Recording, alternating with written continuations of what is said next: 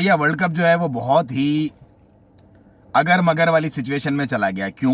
क्योंकि अगर आज पाकिस्तान अपना मैच स्कॉटलैंड से जीता तो उसका मुकाबला सेमीफाइनल में ऑस्ट्रेलिया से होगा। लेकिन अगर आज पाकिस्तान मैच हार गया स्कॉटलैंड से तो उसका मुकाबला होगा इंग्लैंड से। ये तशवीशनाक बात नहीं है। जो अगर मगर वाली बात है वो ये है कि अगर आज अफगानिस्तान ने न्यूजीलैंड को हरा दिया तो अगर मगर का एक नया सिलसिला शुरू हो जाएगा, क्योंकि फिर तीनों टीमें दावेदार हो जाएंगी कहीं ना कहीं सेमीफाइनल में पहुंचने की। उसके अंदर इंडिया भी है, न्यूजीलैंड भी है और अफगानिस्तान भी है।